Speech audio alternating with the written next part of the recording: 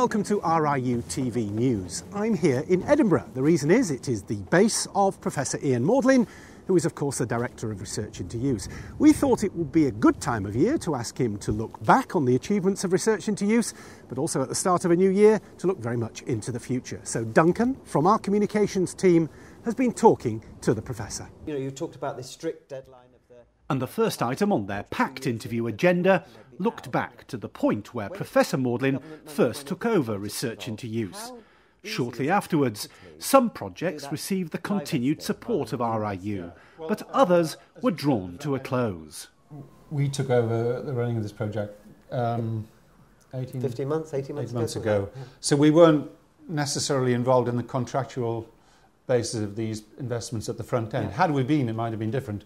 So withdrawing from contractual arrangements is not an easy matter, but in some cases we've had to do this because what the process we followed was to get a private investment company to actually review the projects and to see which projects were failing, which projects were going forward, and indeed which projects were probably going to end up being successful. So it's not something I did myself, it's something we hired professionals to do. And then we were able then to say, oh, well, it looks like you're not reaching the marks that we thought you might be able to, and perhaps we're going to have to withdraw in an orderly fashion. And we've done that in the case of several projects.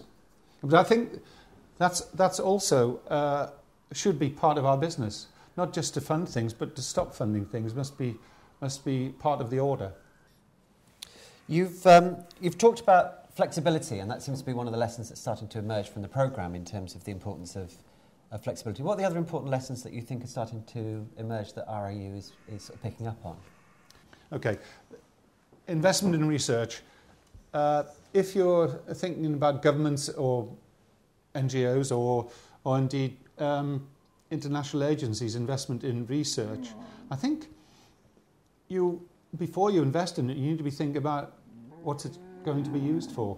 I think that's the most important lesson. In the past, researchers tend to be funded possibly at the whim of scientists saying, yes, I've got a good idea, this is good. Now, I think if we're talking about, not talking about research now in the developed world, where there's no real shortage of funding for it, and indeed it's multifaceted and involves large amounts of money, often large corporations, driven very often actually by the private sector in many forms. But if we're talking about the limited research funds that are available for agricultural research and agricultural-related research products in the developing world, then you have to be careful, I think, how you channel the funding to that. And, of course, I've had a lifetime's experience of being on the other end of this as a scientist, but my view is that if we thought more carefully at the front end about what the purpose of this research was that we're funding and what it might end up doing, we might get more value for our money. Of course, it's not guaranteed that we'll get more value from it, because all research, by its very nature, is risky. Yeah. There's an inherent risk in it, and if you don't like taking risks, then don't fund research. We seem to have an interesting model, though, in terms of that, looking at investing and taking a stake in the longer term. Because actually a number of the companies that we've actually invested in are sort of hybrid companies. They're this sort of cross between a social enterprise and a for-profit business. So, yes, there's some interesting things there, which is going to need enormous flexibility around the way that those models of investment or return would be delivered, in that sort of context. That's right. And I suppose from the international donor viewpoint, this is kind of increasing their risk, not lessening their risk, because we're saying, oh look, there are many variations here. Let's try this. Let's try this. These are all very risky things compared to, for example, let's build a dam. Yeah. You build a dam, that's the end of the matter, and you can see very clearly what the outcome is going to be. But in terms of small to medium-sized enterprises in the developing world, and especially in Africa, you may not. There are many variables. But I think something you raised earlier, at the root of all these successful businesses will be some champion who has a personal commitment to seeing it through. Yeah. And I think what we've done, certainly with the best bets, is to ensure that there was such a person in each of them who has a stake in it and who is actually not just interested in seeing it through, but seeing it expand.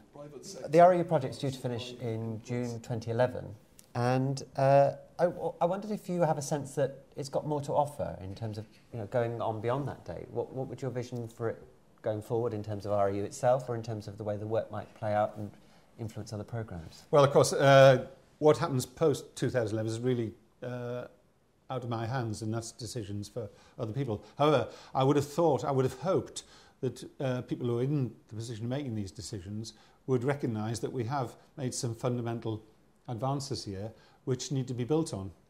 And I think we've taken a very novel approach to the funding of projects and also to the management of them. And I would have thought that anybody from the outside looking would see this as an opportunity for further investment. Certainly I do. How does the RIU programme fit with the direction of travel of the new coalition government in London? Well, I think we've just spent quite a long time discussing the importance or the centrality of the private sector investment in projects such as this.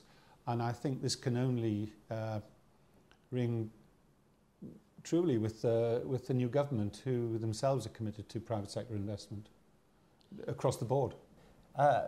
What do you hope will be the lasting legacy of that programme, and what do you think it will be offering going forward? I think the legacy, of course I can't see into the future, but I would hope that our legacy would be that, look, these guys made a sea change in the way things were done in this area of business, and this is a really useful model for other investors who are in the business of helping the developing world, and I think that would be really nice for me to look back and say, look, we changed things here for the better, and isn't that what people also we knew when to get out. Yeah. Ian, that's been a really fascinating insight into your thinking about RIU and the component parts of it, and thank you very much for joining us on RIUtv. It's been a pleasure talking to you.